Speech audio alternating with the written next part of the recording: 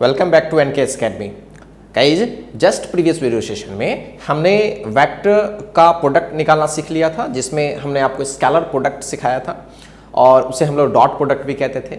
Last वाली जो topic हुई थी उसमें आपको याद होगा कि अगर हमारे पास कोई वेक्टर अपने कंपोनेंट फॉर्म में है, just like this xi plus yj plus z के टाइप का, और कोई दूसरा वेक्टर b होता है, अगर इसको 1 1 मान लें और ये x2i y2j और z2k टाइप का, तो इसका डॉट निकालना हम लोगों ने सीख लिया था। याद होगा आपको? डॉट निकालने में मैंने सबसे पहले तो आपको i के साथ अदर यूनिट वेक्टर्स का डॉट सिखाया था। i के साथ i का डॉट 1 होता है, i के साथ j का डॉट 0 होता है, i के साथ k का डॉट भी 0 होता है, बिकॉज 90 डिग्री होता है। तो गाइज कोई भी यूनिट वेक्टर हो i j k में, तो खुद के साथ डॉट उसका 1 होता है, बट बाकियों के साथ डॉट प्रोडक्ट 0 होता है, क्योंकि 90 डिग्री उनके साथ एंगल बनता है। सो ये चीजें आपको क्लियर थी। तो उसके बेसिस पर इसका डॉट करें तो i के साथ ये वाला डॉट लगेगा और बाकी के साथ क्या हो जाएगा? 0। तो स्केलर्स तो मल्टीप्लाई हो ही जाएगा, x1 x2, और i डॉट i क्या हो जाएगा? डेफिनेटली 1 हो जाएगा, और बाकियों के साथ क्या हो जाएगा? 0। तो वो लिखने की जरूरत नहीं थी। फिर y1 और y2 के साथ होगा j और बाकियों के साथ 0 हो जाएगा। सो इस तरह से चीजें हमें मिल गई थी। ये चीज आपको याद होगा। a डॉट भी निकालना हम लोगों ने सीख लिया था, और हमने एक दो छोटे छोटे सवाल भी बनाए थे। इस पर सवाल ऐसे भी कुछ खास बनते भी नहीं है। तो चलिए गाइज, अब एक बहुत ही बेहतरीन मैं आपको सवाल सिखाता हूं, जो मैं अगर डायरेक्ट दे दूं तो फिर आपको थोड़ा मुश्किल हो जाएगा कि कैसे इस पर सोचें हम। मान लो कि आपके पास दो वैक्टर्स हैं, ठीक है? नॉर्मल वेक्टर्स नहीं है, i j के वाले वेक्टर्स हैं। तो आपके पास दो वेक्टर्स हैं, कुछ डेटा गिवन है 3i j plus 9k 2i plus 3। अगर आपसे पूछे कि जरा बताओ उस दोनों वेक्टर के बीच एंगल कितना है, तो कैसे बताओगे? है ना कमाल का चीज। अब एंगल निकालने के लिए, हालांकि ये पता है कि आपको पहली वेक्टर की हर कुछ मालूम है, दूसरे वेक्टर के बारे में बात करें तो उसके भी बारे में आपको हर कुछ मालूम है, लेकिन एग्जैक्ट दोनों के बीच क्या एंगल है ये बता पाना थोड़ा मुश्किल है। क्या मेरी बातें क्लियर है गाइज? तो ये चीज हमें समझानी है। तो देखते हैं कैसे इसको हम लोग बनाएंगे। तो छोटा सा हेडिंग ही लगा लेते हैं, ज्यादा बेटर होगा। Angle between two vectors. देखिए कंसेप्ट तो बहुत ही सिंपल है इसका। ऑलरेडी आपको पता है कि a डॉट b का जो वैल्यू होता है वो होता है a की मैग्नीट्यूड b की मैग्नीट्यूड इनटू cos थीटा। सही गाइज? और ये थीटा क्या होता है? उन्हीं दोनों के बीच का तो एंगल होता है। तो अब मैं आपसे थीटा पूछ रहा हूं, तो आप बोलोगे सर cos थीटा निकालने के लिए कौन सी बड़ी बात है? a डॉट b पहले निकाल लेंगे और फिर a के मैग्नीट्यूड से डिवाइड करेंगे और b के मैग्नीट्यूड से डिवाइड करेंगे और आ जाएगा। यस गाइज, आप 100% सही है, कुछ भी नहीं है, खत्म। cos theta equals a dot b by a into b। So that's it. और मैं थीटा निकालूंगा तो क्या होगा? cos inverse a dot b divided by a की मैग्नीट्यूड b की मैग्नीट्यूड। सो कुछ भी नहीं है गाइज, बहुत ही सिंपल है। अब सोचोगे कि सर मैं ये a डॉट b कैसे निकालूंगा जब तक कि थीटा गिवन नहीं होगा? बहुत सारे लोग बोलते हैं सर a डॉट b कैसे निकालोगे जब तक कि थीटा मालूम नहीं। तो गाइज a और b अगर कंपोनेंट फॉर्म में हो तो क्या थीटा निकालने की जरूरत है क्या? बोलोगे नहीं सर, वो तो डायरेक्ट ही निकलता है i और j के हेल्प से। तो ये यस, यही बात समझनी है कि a डॉट b हमें बिना थीटा निकाले हुए भी निकल जाएगा, दूसरे लॉजिक से उनके i वाले और i वाले के साथ, i वाले j वाले के साथ निकल जाएगा। तो गाइस a डॉट b का तो टेंशन नहीं लेना है, वो तो निकल ही जाएगा।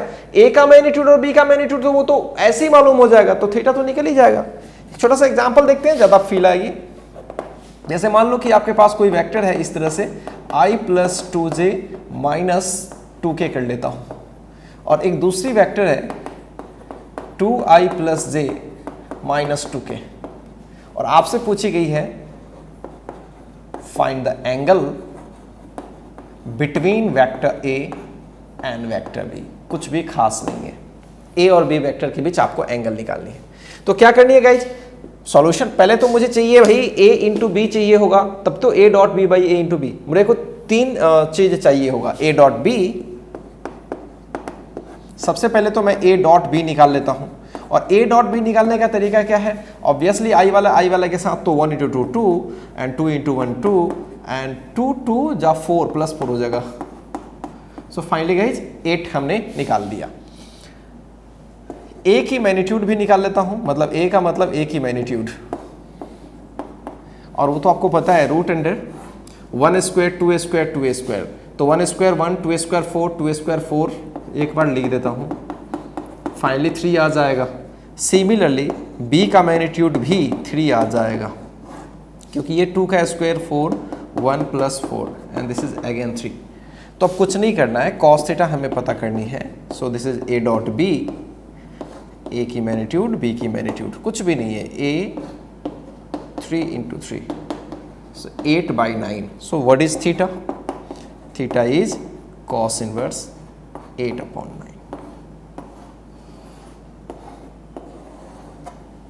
क्या गाइस, बहुत ही आसान है, होपफुली आपको बहुत ही आसान लग रहा होगा, इसमें कुछ भी खास नहीं है, ठीक है। हाँ, कभी कभी गाइस ऐसा हो सकता है कि कभी कभी दो वेक्टर्स के बीच का एंगल वो प्रोवाइड कर दे, ठीक है, और फिर उसमें से कोई क्वांटिटी छुपा ले आपसे और तब आपसे सवाल कर ले, ठीक है, तो उसमें भी कुछ खास नहीं है। जब वो एंगल प्रोवाइड कर देंगे गाइज तो कुछ खास तो नहीं है, क्योंकि एंगल जैसे ही प्रोवाइड करेंगे तो क्या मैं ऐसा लिख पाऊंगा a डॉट बी, तो पहले मैंने आई जे के से ही लिख लेना है, एंगल दे देने से ये भी निकल जाएगा। ए और बी के मैग्नीट्यूड से गाइज आगे बढ़ेंगे तो उसमें कहीं ना कहीं जो वेरिएबल्स होंगी वो डेफिनेटली क्या हो जाएंगे, निकल जाएंगे, जो अननोन क्वांटिटी वो निकल जाएगी, कोई इशू नहीं है। वैसे क्वेश्चंस आराम से सेट किए जा सकते हैं, कुछ भी खास नहीं है। चलिए गाइज एक सवाल और कर लेते हैं तो ज़्यादा फील आ जाएगी आपको, समझिएगा। अभी जो सवाल मैं दे रहा हूँ गाइज बहुत ही मस्त है, आपको लगेगा कि ये तो डायरेक्शन कोसाइन में हमने पढ़ा था। गाइज आपको याद होगा कि मैंने आपसे बोला था कि अगर हमारे पास कोई वेक्टर है, जैसे कोई भी वेक्टर है 2i + 3j + 9k, याद है मैंने बोला था कि ये वाली वेक्टर x के साथ कितनी एंगल बनाएगी। तो आपने देखा था कि x के साथ अगर अल्फा बना रही है तो cos अल्फा हमें पता है a/√a²b²c², मतलब जो वेक्टर है वो याद करें आपको क्या पता था। जैसे कोई एक वेक्टर a रहती थी और उसमें मैंने ऐसे लिख रखा है जैसे xi + yj + zk।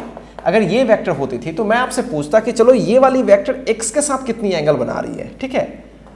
मैं आपसे पूछूं find the angle made by vector a with x axis, ठीक है। ये तो आप लोग क्या करते थे, आपको पता था, आपने सोचा था कि भाई डायरेक्शन कोसाइन अगर निकाल लेंगे तो हमें वो एंगल पता चल जाएगा। तो cos अल्फा वाला डायरेक्शन कोसाइन निकालते हैं, तो cos अल्फा वाला होता है x, याद होगा मैंने बहुत छोटे टाइम के लिए बताया था ये चीज। और इस a वेक्टर की मैग्नीट्यूड है ना ax/a मैग्नीट्यूड, तो ये हो जाएगा x² y² और ये z²। ये चीजें आपको पता थी, cos इनवर्स हो जाएगा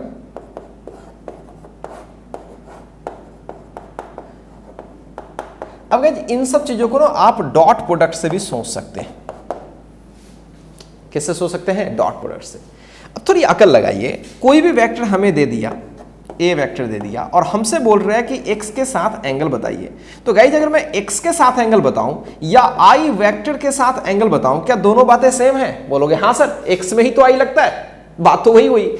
i के साथ अगर मैं एंगल निकाल लूं इस a का तो अपना काम हो जाएगा। बिल्कुल गाइस, मेरे को अगर पूछता है कि ये y के साथ कितनी एंगल बना रही है तो मैं j कैप के साथ एंगल निकाल लूं तो काम हो जाएगा बिल्कुल, और z के साथ एंगल बोलता है तो k कैप के साथ। So that is quite easy guys. तो अभी आपको फील आ जाएगी कि फॉर्मूला आता कैसे है, वो देखिए।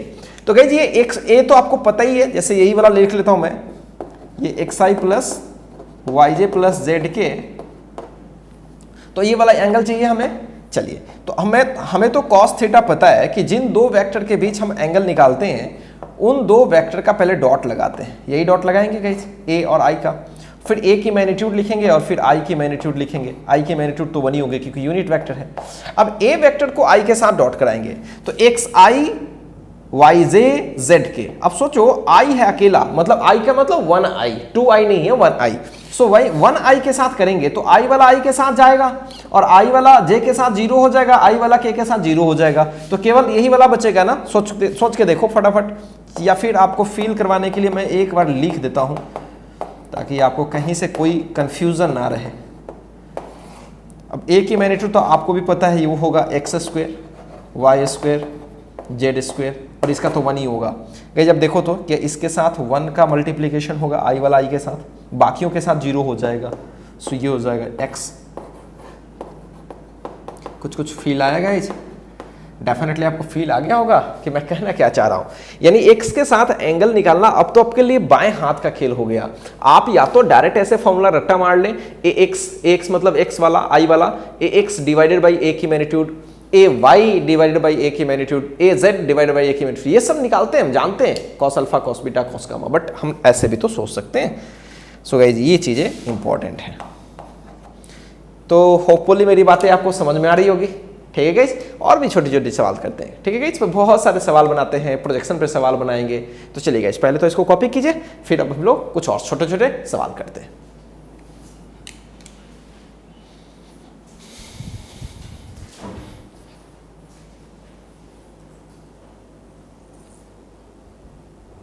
आइए अब हम लोग नेक्स्ट क्वेश्चन देखते हैं। तो गाइस ऐसा है कि कभी कभी आपसे पूछा जाएगा कि अगर कोई वेक्टर a है, कोई वेक्टर b है, तो फिर a वेक्टर का b पे प्रोजेक्शन क्या है। याद करो, मैंने प्रोजेक्शन बता रखा था, a डॉट b का ज्योमेट्रिकल जो मीनिंग किया था उसमें प्रोजेक्शन जरूर आया था। तो कभी कभी वैसे भी सवाल आपसे पूछे जाते हैं। चलो एक छोटा सा क्वेश्चन लगा लेते हैं। Find the projection of vector a।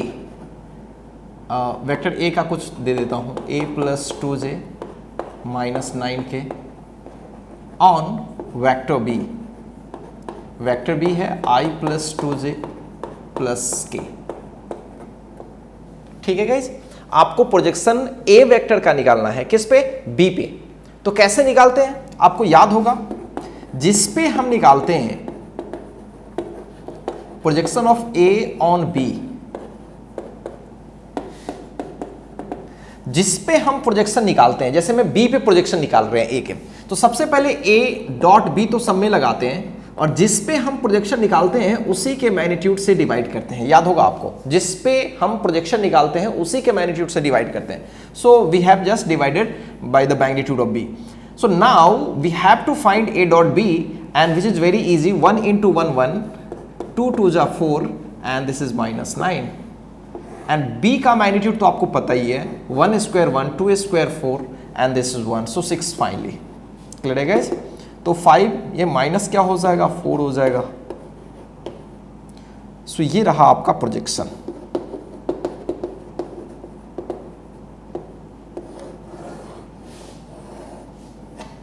क्या क्लियर है गाइस? बहुत ही आसानी से हम लोग निकाल पा रहे हैं। अगर सिमिलरली इसी में पूछा जाता प्रोजेक्शन ऑफ, अगर ये पूछा जाता एक्स्ट्रा, b पूछा जाता ऑन a, तो क्या हो जाता, प्रोजेक्शन वो होता, डॉट तो वही होता गाइज, -4 ही होता, बस a के मैग्नीट्यूड से डिवाइड पड़ता, और a का मैग्नीट्यूड कितना होगा, बहुत बड़ा होगा। ये होगा 1, ये होगा 4, 1 5 एंड 81 86 हो जाएगा ये। ठीक है गाइज, आप देख सकते हैं, कुछ भी खास नहीं है, बहुत ही आसान है।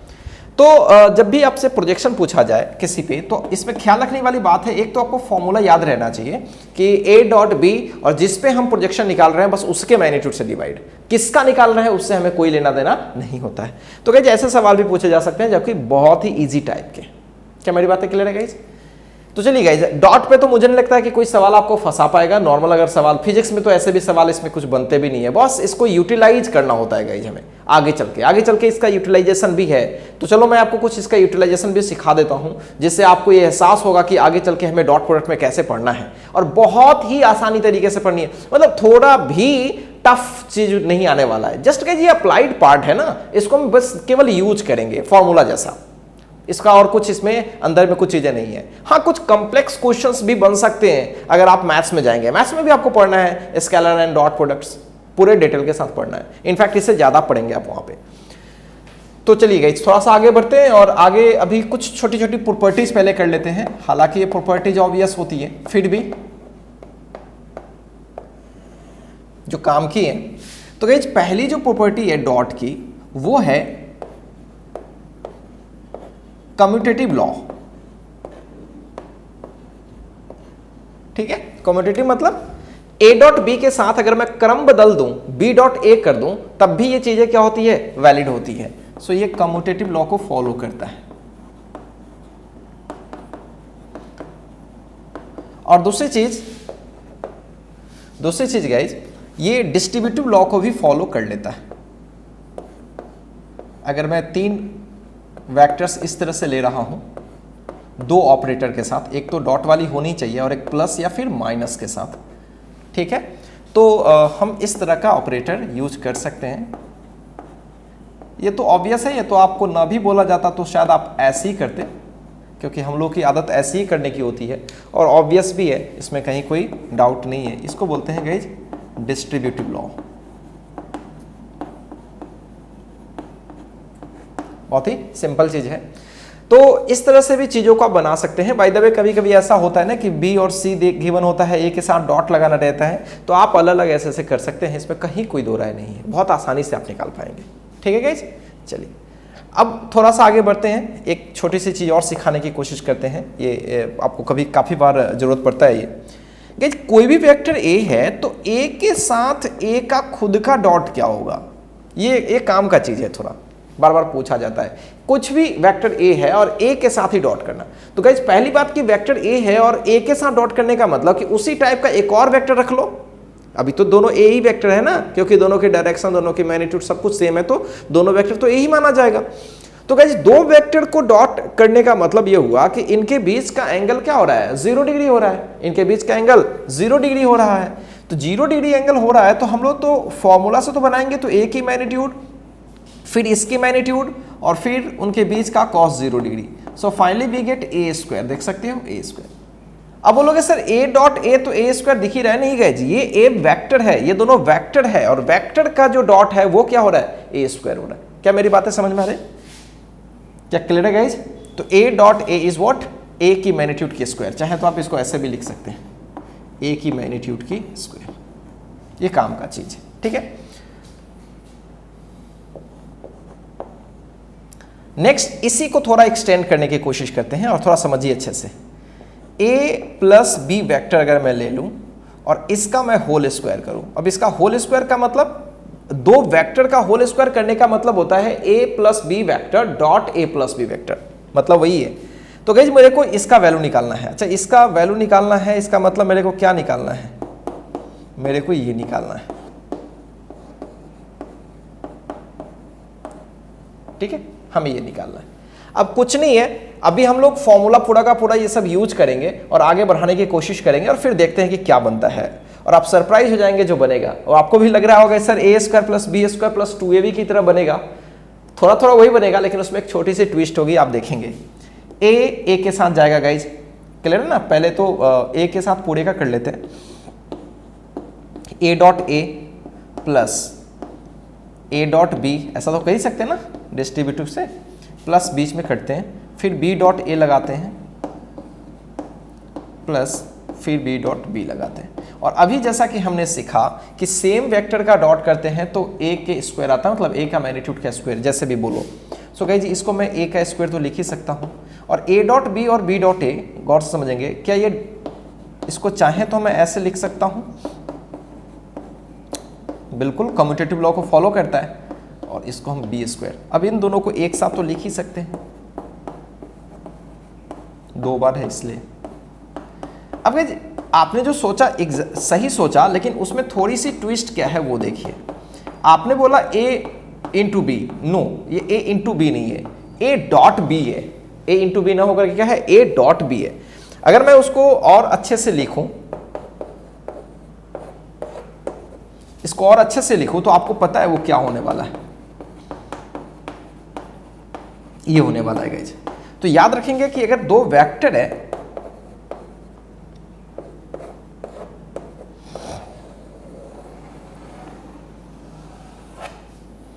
अब गाइज आप सोच रहे होंगे कि सर ऐसा तो कहीं देखा देखा सा लग रहा है।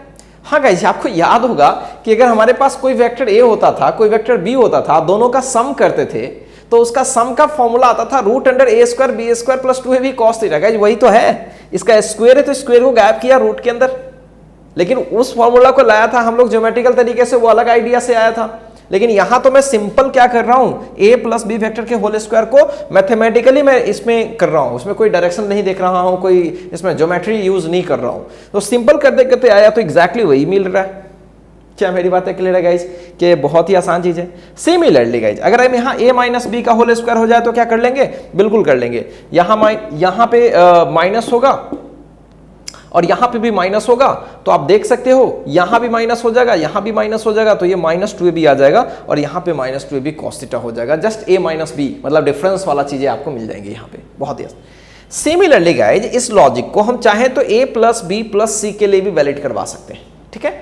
और a, तो अब इसको थोड़ा ऐसे याद रखते हैं, क्योंकि अब बार बार चीजों को कहां तक सॉल्व करते रहेंगे आप।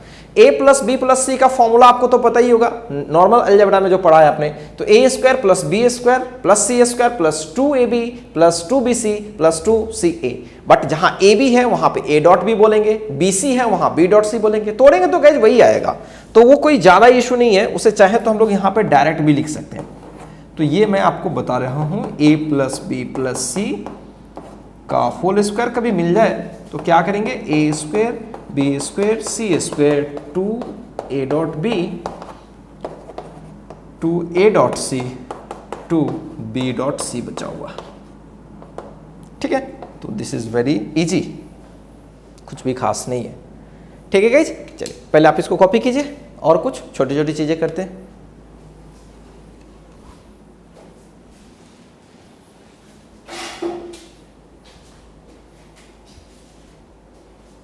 चलिए गाइज, आइए एक दो सवाल और लगाते हैं जो हम लोगों ने अभी जो प्रॉपर्टी पढ़ा है उसी के बेसिस पे।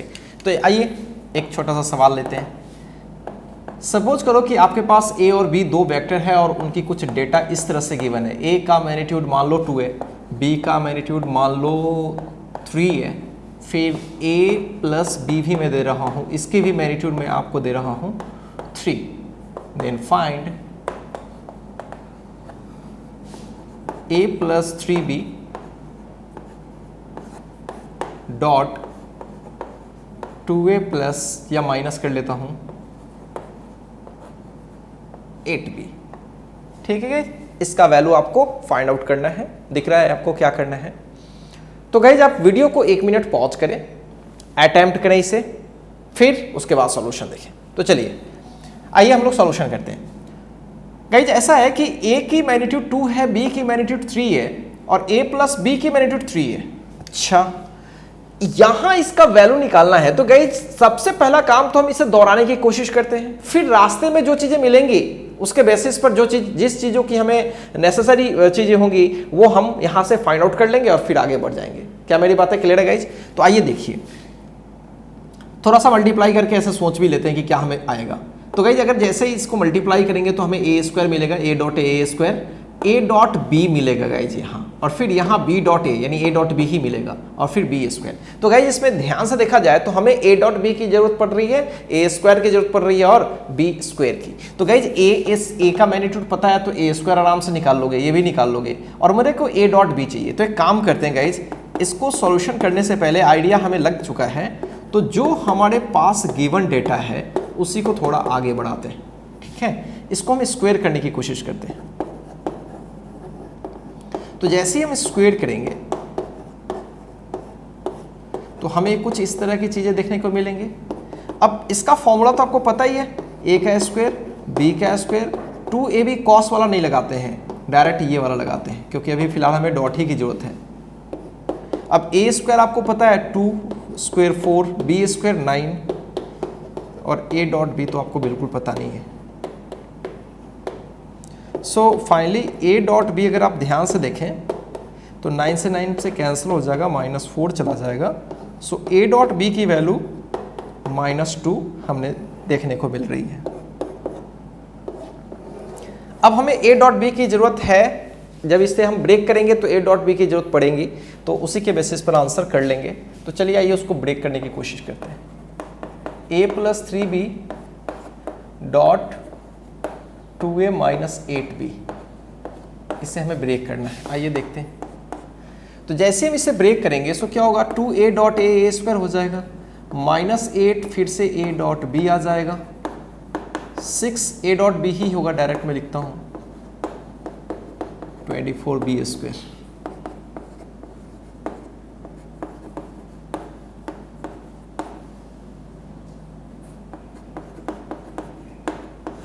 सारे डेटा को डाल लेते हैं। ए स्क्वायर मतलब 4 और 2 ए डॉट बी यानी -2 बी स्क्वायर मतलब 9।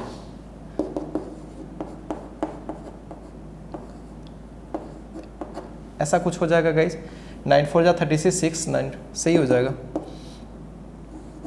-204 हो जाएगा, ये 12 आ जाएगा, -216 में 12 करोगे तो ऑब्वियसली -0। तो गाइज ये आंसर हो जाएगा आपका। सिमिलरली गाइज एक और सवाल हम लोग कर सकते हैं इसमें, एक और सवाल ले लेते हैं, बहुत ही आसान है ये। इस तरह से हमें गिवन है a plus B plus c vector का सम 0 के इक्वल गिवन है। If a square plus B square plus C square की वैल्यू 10 है, ठीक है गाइस, तो आपको फाइंड करनी है a into b plus b into c plus मतलब a dot b, b dot c और c डॉट a की वैल्यू क्या है। ठीक है, बस इतनी सी इंफॉर्मेशन है गाइस, और ज्यादा कुछ भी गिवन नहीं है इसमें, सिंपल सा इंफॉर्मेशन है। a plus B plus C का सम 0 के इक्वल है, A square plus B square plus C square की वैल्यू 10 है, और फिर आपसे पूछा गया है कि a dot b, b dot c और c डॉट a की वैल्यू बताओ।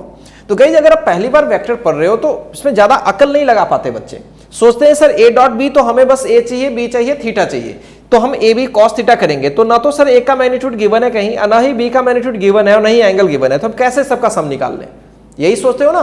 तो गाइज ये नेचुरली ऐसा दिमाग में पहली बार आता है, हर बच्चे के दिमाग में आता है। लेकिन गाइज थोड़ा अकल भी लगाओ कि मैंने जो प्रॉपर्टी आपको बता रखा है अभी तक, 3-4 जो प्रॉपर्टी मैंने बताया, उसके हेल्प से भी तो कुछ कोशिश कर सकते हो। ठीक है, तो चलिए आइए मैं आपको बताता हूं कैसे उस पर ट्राई करते हैं। तो गाइज अगर आपको a प्लस बी प्लस सी दिख रहा है, इसका सम 0 है, तो इसी का अगर गाइज मैं होल स्क्वायर कर दूं, सोचो तो इसका मैं क्या कर दूं, होल स्क्वायर कर दूं, तो याद करो a square B square c square 2a dot b, b dot c, c dot a, मतलब बिना a और b के बीच एंगल निकाले हुए ही हमारा ये पूरा का पूरा पैकेज मिल रहा है, तो डायरेक्ट बन जाएगा। तो चलिए बहुत ही आसान है ये। तो क्या करना चाहिए, हमारे पास a plus B plus C का सम 0 है, तो जैसे ही दोनों साइड में हम लोग क्या करें, स्क्वायर कर ले गाइज, स्क्वायर कर लें, तो स्क्वायर करने से हमें मिलेगा a square B square c square and 2, अगर मैं डायरेक्ट ब्रैकेट लगा लूँ तो ये हो जाएगा a dot b, b dot c and finally we have c dot a and this is 0। Guys ये पूरी की वैल्यू आपको गिवन है, पूरा का वैल्यू कितना गिवन है, 10 प्लस 2, और ये आपको चाहिए। ठीक है,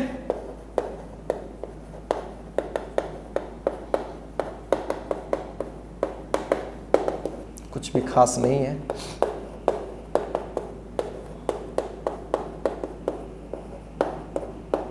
सो -10/2 यानी -5। ठीक है गाइज, तो इस तरह के सवाल भी अगर आपको मिले तो आप जरूर एक बार अटेम्प्ट कर सकते हैं, बस प्रॉपर्टी के हेल्प से गाइज। ठीक है, प्रॉपर्टी के हेल्प से। क्या मेरी बातें क्लियर है गाइज? बहुत ही आसान चीज है ये, आप इसे सॉल्व कर सकते हैं। अब गाइज एक सवाल और मैं आपको बताता हूं, डॉट प्रोडक्ट में ही बताता हूं आपको, जो कि बहुत ही शानदार है, बहुत ही आपको मजा आएगा उस सवाल को बनाने में। ठीक है, क्या सवाल है, पहले आप इसको कॉपी कीजिए तो मैं आपको बताता हूं सवाल क्या है। ठीक है, पहले कॉपी कीजिए।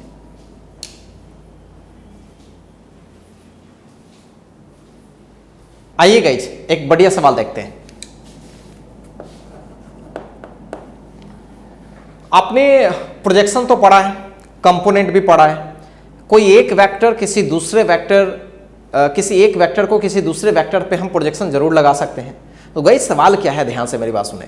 सवाल ये है कि आपके पास कोई वेक्टर ए है और इसकी वैल्यू गिवन है, मतलब इस वेक्टर की पूरी इंफॉर्मेशन गिवन है ये। ठीक है, i प्लस 2j प्लस के। ठीक है guys, i plus 2j plus के। और पूछा क्या गया है आपसे कि हमारे पास कोई वेक्टर b है और इसका भी वैल्यू कुछ गिवन है, जैसे मान लो कि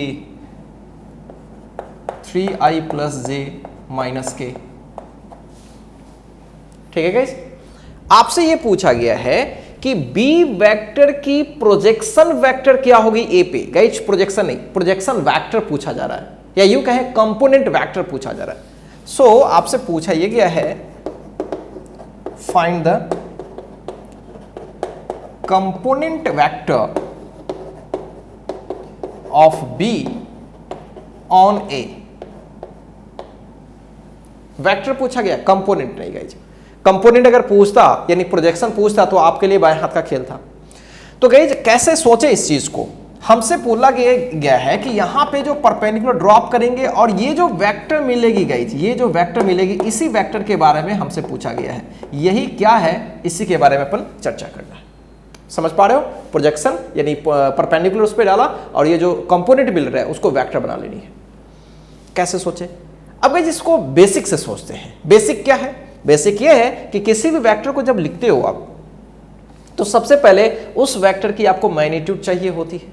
अच्छा, और साथ साथ उस डायरेक्शन में लगने वाला यूनिट वेक्टर चाहिए होता है। क्या मेरी बातें क्लियर है? तो सबसे पहली बात कि इस वेक्टर का इस पर जब हम प्रोजेक्शन डालेंगे तो उसकी लंबाई क्या होगी? केवल लंबाई चाहिए। नेगेटिव पॉजिटिव आता है उसको हम थोड़ी देर के लिए नेगलेक्ट करेंगे, केवल हम इसे मैग्नीट्यूड चाहिए। तो एक बार जब गाइस मैग्नीट्यूड पता पड़ जाएगा तो फिर इसके अलोंग लगने वाले वेक्टर्स को तो हम निकाल ही सकते हैं बहुत ही आसानी से। क्या मेरी बातें समझ में आ रही है? तो चलिए गाइस देखते हैं क्या हो रहा है। तो सबसे पहले क्या हम करते हैं कि बी वेक्टर का ए पे प्रोजेक्शन निकालते हैं।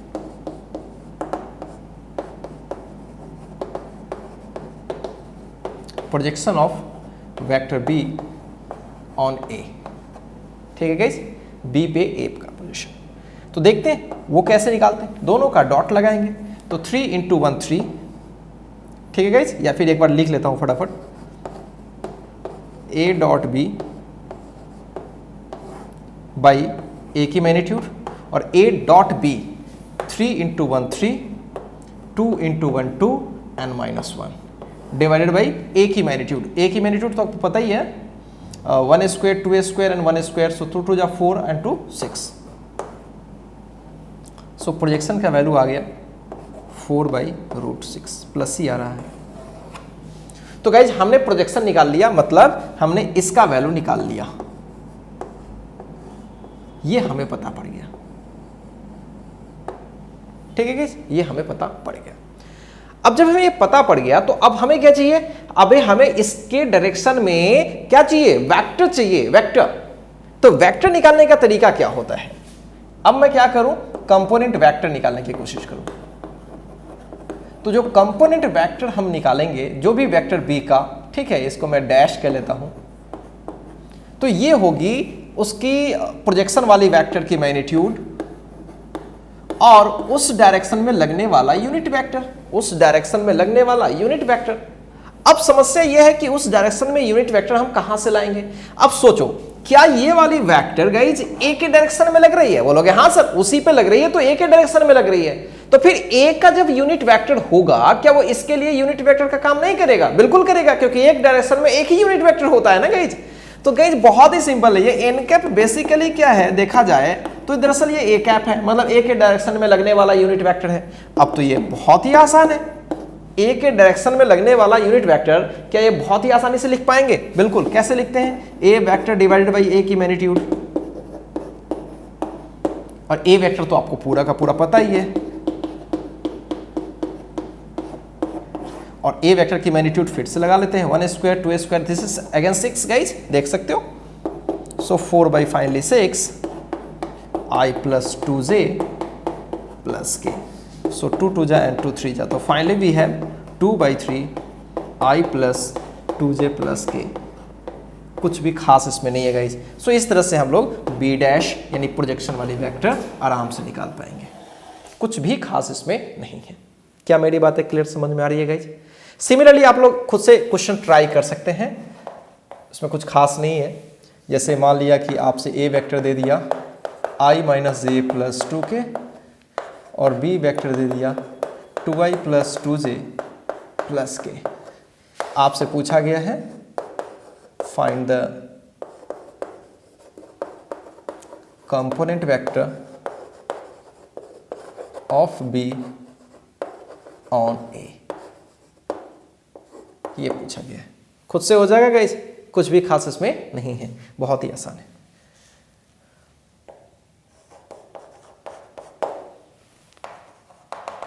चलिए गाइस आगे बढ़ते हैं। एक छोटा सा सवाल और लगाते हैं, देखो जनरली बच्चे फंसते हैं उसमें, जनरली फंसते हैं। मैं आपसे पूछूं गाइज कि किसी भी वेक्टर का जब आप प्रोजेक्शन निकालते हो, कंपोनेंट निकालते हो गाइज, तो वो क्या निकालते हो तुम? वो दरअसल एक सिंगल एक डिस्टेंस निकालते हो, या अगर वेक्टर बोले तो एक वेक्टर के फॉर्मेट पे निकालते हो गाइज। लेकिन कभी कभी आपसे बोलेगा कि किसी प्लेन पर 3D का कोई 3D का वेक्टर होगा, 3D मतलब आई जे के तीनों, और किसी प्लेन पे पूछेगा कि उसका प्रोजेक्शन क्या है, या यूं पूछेगा कि उसका कंपोनेंट क्या है, ठीक है, कंपोनेंट वेक्टर क्या है। तो इस तरह के सवाल में बच्चे जनरली फंसते हैं। तो चलो मैं उसको रिवील करता हूं। Find the vector component of vector R में दे देता हूं 2i या 3i plus 4j minus k on xy plane. किस प्लेन पे गाइज? xy प्लेन पे। इसका प्रोजेक्शन वेक्टर क्या है, या यूं कहें कंपोनेंट वेक्टर क्या है। xy प्लेन की बात कर रहे हैं गाइज।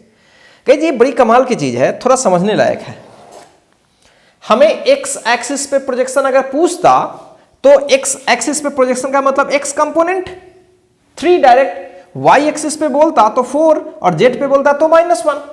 लेकिन गाइज ये कहां पूछा है? x पे भी पूछा है और y पे भी पूछा है। तो बड़ी कमाल की बात है कि इस वेक्टर का जब गाइज हमें प्रोजेक्शन अगर बनाऊंगा, x पे बनाऊंगा तो x पे यूनिट आ जाएगा 3 और y पे बनाऊंगा तो वो आ जाएगा 4 यूनिट। तो xy प्लेन पर अगर हमसे पूछा गया तो नेट तो ये वाला होगा ना गाइज, तो ऑब्वियसली ये हो जाएगा 3i प्लस 4j। मतलब साफ है कि ये पूरी i और j वाली मिला करके जो होगी वही क्या हो जाएगी? प्रोजेक्शन वेक्टर हो जाएगी या कंपोनेंट वेक्टर हो जाएगी xy प्लेन पे। केवल x पे बोलता तो ये वाला, ये तो आपको पहले से भी पता है कि sir x component i, y component j और z कंपोनेंट k करते हो, ठीक है। लेकिन xy प्लेन का मतलब ये दोनों हो जाएगा। जब दोनों हो जाएगा मतलब ये भी साथ रहेगा और ये भी साथ रहेगा। मतलब कौन सी वेक्टर नेट रहेगी? ये वाली वेक्टर। क्या मेरी बातें समझ में आ रही है? So answer is what? Answer is direct हम लोग कर लेंगे 3i प्लस, वेक्टर में चाहें तो यही होगा। अगर वो वेक्टर कंपोनेंट अगर सीधे कंपोनेंट बोलते हैं गाइस, अगर वो सीधे कंपोनेंट बोलते हैं तो उनका जो मैग्नीट्यूड होगा, क्योंकि component of vector is a scalar, तो जनरली हमें मैग्नीट्यूड चाहिए होता है। सो 3i प्लस 4j का हम मैग्नीट्यूड लगा लेंगे। सो √3a² plus 4a² 16 and which is sorry ये 5 हो जाएगा, 25 हो जाएगा। तो ये आंसर हो जाएगा। क्या मेरी बातें क्लियर है गाइज? बहुत ही आसान है। तो गाइज इस तरह से हम लोग वेक्टर्स में डॉट प्रोडक्ट पे कुछ छोटे छोटे सवाल, फिजिक्स में तो ऐसे भी ज़्यादा सवाल आता नहीं है, बना सकते हैं। बट गाइज इसकी कुछ एप्लीकेशंस है जो हमें जानना चाहिए। बहुत ही कम एप्लीकेशंस फिलहाल अभी अपन सीखेंगे, और ज़्यादा भी ऐसे एप्लीकेशन नहीं है, बट डायरेक्ट फॉर्मूला यूज करने आना चाहिए। A डॉट भी आता है गाइज, दैट्स इट। इसमें ज़्यादा कुछ है ही नहीं, कुछ ज़्यादा जानने की जरूरत ही नहीं है हमें। तो चलिए फिर भी कोशिश करते हैं गाइज, मैं A डॉट बी पे कुछ एप्लीकेशंस करने की, जस्ट आप पहले इसको कॉपी कीजिए, तो मैं कुछ आपको फिजिक्स में दोहराने की कोशिश करता हूँ, ठीक है।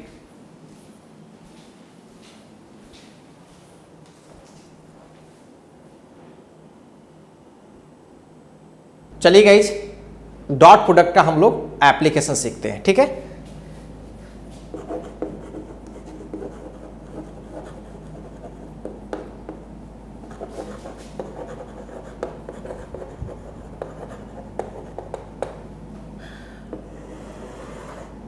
तो डॉट प्रोडक्ट का एप्लीकेशन क्या होता है गाइज? फिजिक्स में बहुत सारे ऐसे फिजिकल क्वांटिटी है जिसे निकालने के लिए हमें डॉट प्रोडक्ट करना पड़ता है।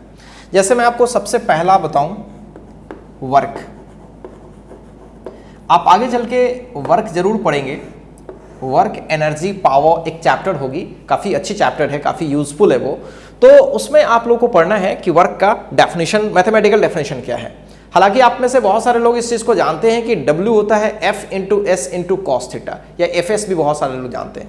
तो गाइज वो जो FS कॉस थीटा है, अगर आप ध्यान से देखें तो AB cos theta, what is AB cos theta? A dot b, तो FS cos theta F dot S बोल सकते हैं ना गाइज। तो बहुत ही सिंपल है गाइज। अगर कोई भी बॉडी है, कोई भी पार्टिकल है, कोई भी बॉडी है, अगर उस पर फोर्स मान लीजिए कि F ऐसे लग रही है, और अगर उसकी डिस्प्लेसमेंट इस डायरेक्शन में हो रही है, ठीक है, और इसके बीच की एंगल अगर थीटा है, तो वर्क का जो डेफिनेशन है वो होता है dot product of force vector मतलब फोर्स एंड डिस्प्लेसमेंट वेक्टर। ठीक है गाइज, ये बहुत ही सिंपल चीज है और ऑफ कोर्स ये एफ डॉट एस होने वाला है। सो ये वर्क का बेसिक डेफिनेशन है मैथमेटिकल। तो कहीं ना कहीं डॉट प्रोडक्ट का यहाँ तो यूज हो ही जाएगा गाइज। और ये एस होता है ना गाइज, एस जो होता है वो एस होता है नेट डिस्प्लेसमेंट। कभी कभी नेट डिस्प्लेसमेंट पे भी सवाल पूछा जाता है। तो मान लीजिए डिस्प्लेसमेंट नेट का मतलब थोड़ा समझने की कोशिश कीजिए। मान लीजिए कि कोई पार्टिकल वहां पे है कहीं पे भी, ठीक है, और फोर्स के लगने से पार्टिकल वहां पहुंच गई। इसकी उसकी पोजीशन वेक्टर यहां से r1 थी और जब जहां चली गई उसकी पोजीशन वेक्टर r2 हो गई। तो गाइस डिस्प्लेसमेंट क्या होगा सोचो, वहां से वहां तक जो गई है वही ना उसकी नेट डिस्प्लेसमेंट होगी। तो कभी कभी इस तरह से भी सवाल पूछे जाते हैं, डायरेक्ट डिस्प्लेसमेंट गिवन नहीं होता है, पहले वाली पोजीशन गिवन होगी, बाद वाली पोजीशन गिवन होगी और फिर आपसे पूछा जाएगा कि नेट डिस्प्लेसमेंट क्या है। तो कभी कभी ऐसे भी होता है। तो खैर उस पर भी हम लोग चाहें तो फॉर्मूला बना सकते हैं, तो वो फॉर्मूला मैं आपको सिखाऊंगा, क्वेश्चन के जरिए सिखाऊंगा। अभी तो अपन सीधे एफ इंटू एस समझते हैं। अब इसको तोड़ें तो F S into cos theta definitely हो जाएगी, कुछ भी खास नहीं है। तो कहिए इस तरह के क्वेश्चंस हमें फिजिक्स में जब इंटर करेंगे तो वहां देखने को काफी मिलेगा। ठीक है, तो चलिए एक छोटा सा सवाल लगाते हैं जो आपको पूरी फील करवाएगा। बहुत ही छोटा सवाल लगाता हूं मैं guys. If a force F equals I minus J plus 2K acts on an object and the displacement of object is observed to be I minus I plus J plus 4K। ये उसकी displacement observe हो गई। Force लगने से body तो displace करती ही है ना, तो की और इतना उसका डिस्प्लेसमेंट हो गया। So find the work done by force. कुछ भी खास नहीं है गाइस, कुछ भी खास नहीं। मैं थोड़ा लैंग्वेज लिख दिया ताकि ऐसे सवाल आपको देखने को मिलेंगे। अभी तो कुछ ही नहीं है, फोर्स पता करो और वर्क निकालो, बस ओरल सवाल है गाइस। डायरेक्ट डॉट कर लो या फिर पूरा लिख के करो, ये तुम्हारी मर्जी है। आई को आई के साथ करो तो 1 आ जाएगा, -1 के साथ 1 को करो तो -1 आ जाएगा, 2 को 4 के साथ करो तो 8 आ जाएगा। फाइनली गाइस ये 8, अगर ऐसा यूनिट चल रहा है तो जूल ही होगा वर्क का यूनिट। ठीक है गाइस, कभी कभी सवाल ऐसे भी दिया जाता है, वो ज़्यादा बेटर है कि किसी पार्टिकल की पोजीशन वेक्टर या पोजीशन किसी एक जगह से दूसरी जगह हो गई फोर्स लगने से। तो बताइए कि क्या वर्डन होगा। If the position vector of a particle changes from I minus j plus 2k to, मतलब पहली पोजीशन वेक्टर इसकी ये थी, from this to R2 equals 3i minus j plus k, then find, अच्छा ऐसा करते हैं ना, चेंजेस है ना, due to force F equals I plus j plus k। इस फोर्स के वजह से उसकी पोजीशन वेक्टर में यहां से यहां चेंजिंग हो गई, बदल गया वो। यानी किस कोऑर्डिनेट पर था पार्टिकल, अगर देखा जाए गाइस, जिससे कोऑर्डिनेट लिखना सीखे हो ना, कोऑर्डिनेट होता है तो पोजीशन वेक्टर लिखना सीखे हो, तो अगर पोजीशन वेक्टर है तो कोऑर्डिनेट लिखना भी सीख सकते हो ना। तो 1, -1, 2, 3, -1, 1। तो कभी कभी सवाल ऐसे भी दिया रहेगा कि एक पार्टिकल की पोजीशन 1, -1, 2 से 3, -1, 1 में हो गई। तो घबराना नहीं है, चीजें वही है गाइज, एक वेक्टर में है और एक कोऑर्डिनेट में गिवन है, तो ज्यादा उसमें टेंशन नहीं है। सो गाइज एक ही सवाल सेट करते हैं इस पे।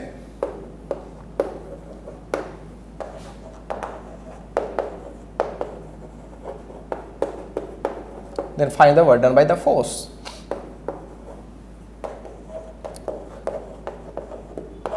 क्या होगी गाइज, तो बहुत ही आसान सॉल्यूशन है।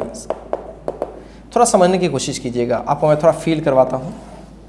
पहले पार्टिकल की पोजीशन वेक्टर ये रही होगी A, ठीक है, बाद में कहीं और हो गई है B, ठीक है, तो गाइज जो डिस्प्लेसमेंट होती है इनिशियल से फाइनल तक ज्वाइन करने वाली वेक्टर होती है ना, यही उसकी डिस्प्लेसमेंट मानी जाएगी।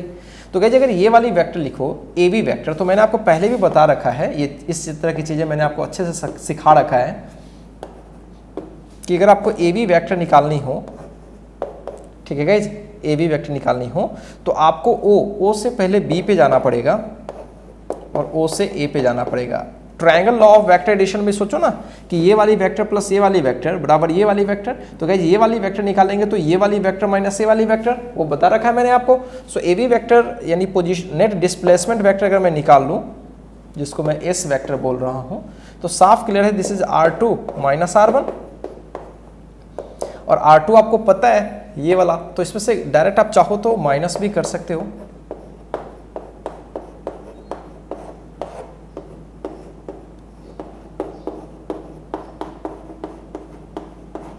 ठीक है, जैसे ही माइनस करोगे तो ये हो जाएगा 2i और j से माइनस से प्लस j कैंसिल हो जाएगा और फाइनली वी हैव दिस। तो ये हमारा पोजीशन वेक्टर हो गया, मतलब डिस्प्लेसमेंट वेक्टर। तो जब मैं वर्क निकालूंगा तो क्या करूंगा, f को s के साथ डॉट लगाऊंगा और f तो आपको पता ही है, यहाँ पे i j k i plus j plus k और डॉट लगानी है अपन को 2i माइनस k। कुछ भी खास नहीं है इसमें, i के साथ जाएगा सो 2, j के साथ जाएगा लेकिन j है ही नहीं, k के साथ जाएगा तो this is -1, so finally guys 1 joule. क्या मेरी बातें क्लियर हो रही है? क्या ये बहुत ही आसान है? बिल्कुल गाइज। तो कुछ भी नहीं है इन सब चीज़ों में, बस डॉट का एक सिंपल यूज है, मतलब डॉट करने आना चाहिए, दैट्स इट। बस इतनी ही जरूरत है आपको फिजिक्स में। फिर भी डॉट में हम लोग काफ़ी डिटेल पढ़ते हैं ताकि आपका नॉलेज थोड़ा इनहांस हो जाए, आगे चल के आपको कहीं कोई प्रॉब्लम ना हो। तो क्या गाइज वर्क निकालने में कोई इश्यू होगा क्या? तो गाइज केवल वर्क ही नहीं है, और भी बहुत सारी चीज़ें हैं फिजिक्स में जो हम लोग निकालते हैं। ठीक है, तो चलिए कुछ छोटी छोटी चीज़ें और करते हैं और वो हम लोग आज लास्ट कर लेंगे क्लास। ठीक है, पहले आप उसकी कॉपी कीजिए, फिर उसका हम लोग लास्ट करने वाले।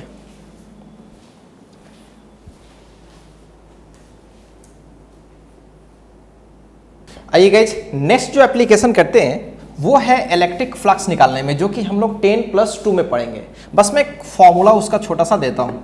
तो गाइज फर्स्ट जो एप्लीकेशन था वो वर्क निकालने में था, सेकंड जो अभी पढ़ने वाले हैं वो है इलेक्ट्रिक फ्लक्स। ठीक है, इसको जनरली हम लोग फाई से डिनोट करते हैं। और गाइज इसका जो फॉर्मूला मैं केवल लिख देता हूँ क्योंकि इसमें ज़्यादा कुछ खास है नहीं। तो जो इलेक्ट्रिक फ्लक्स होती है वो होती है इलेक्ट्रिक फील्ड इंटेंसिटी वेक्टर और एरिया वेक्टर। ठीक है guys, dot product of electric field intensity and area vector. अब यहाँ पे प्रॉब्लम होगी कि इलेक्ट्रिक फील्ड इंटेंसिटी क्या है, ये सब कुछ आपको पता तो है नहीं, तो वो जानने की भी फिलहाल जरूरत है नहीं क्योंकि हमें सब पढ़ना है 10+2 में। मैं केवल लिख देता हूँ ताकि नेम से सवाल आ जाएगा। सवाल बहुत ही सिंपल होगा, डायरेक्ट इलेक्ट्रिक फील्ड दिया रहेगा और एरिया वेक्टर दिया रहेगा, डायरेक्ट आंसर कर लो, कुछ भी खास नहीं है। ये है गाइज एरिया वेक्टर। सिमिलरली आपको मैग्नेटिक फ्लक्स की जरूरत पड़ेगी, फॉर्मूला केवल मैं लिख देता हूं, इसको जनरली फाई बी से डिनोट करते हैं।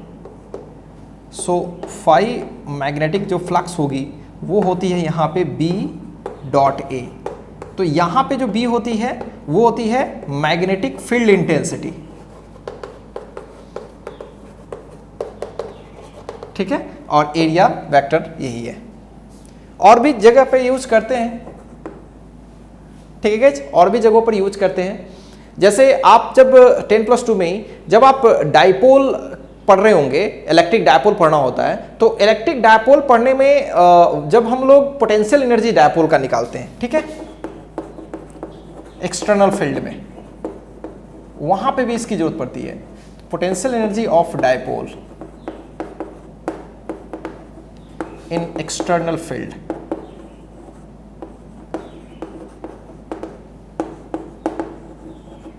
तो इसे U से डिनोट करते हैं और वहां ये होता है -P.E। ठीक है गाइस, तो ये सब चीज फिलहाल अपन को जरूरत तो नहीं है। P को बोलते हैं इलेक्ट्रिक डायपोल मोमेंट वेक्टर है, ये डायपोल मोमेंट, और E तो आपको पता ही है वो वाला ही है, यानी इलेक्ट्रिक फील्ड इंटेंसिटी वेक्टर है। ठीक है गाइस, तो इस तरह से एक ही जगह ना गाइस, ऐसे बहुत सारे जगह है जहां पे हम लोग डॉट प्रोडक्ट का यूज करते हैं और बहुत ही अच्छे से यूज करते हैं। ठीक है गाइस, तो गाइस बहुत सारी चीज़ें और भी हैं जब हम लोग 10+2 में चलेंगे, पढ़ेंगे, 10+1 में भी पढ़ेंगे। तो ये सब चीज़ें हमें यूज करनी है। तो गाइज मेन कंसेप्ट ये है कि हमें जिन दो का डॉट प्रोडक्ट करना है बस वही याद रखना है, इसमें बहुत ज़्यादा कम्प्लेक्सिटी कुछ भी नहीं है, डायरेक्ट आंसर। क्या मेरी बातें क्लियर है गाइज? तो इन सब चीज़ों को कोई ज़रूरी नहीं है आपको बहुत ही मेमोराइज करने का, ये सब जब आगे चलते चले जाएंगे वैसे वैसे आप खुद ब खुद पढ़ते चले जाएंगे। ठीक है गाइज? तो होपफुली आपको डॉट प्रोडक्ट समझ में आया होगा। डॉट प्रोडक्ट में मैंने हर बेसिक चीज़ आपको बता रखा है गाइज, और आपको काफ़ी मज़ा भी आया होगा गाइज। तो गाइज आज आपके लिए होमवर्क ये है,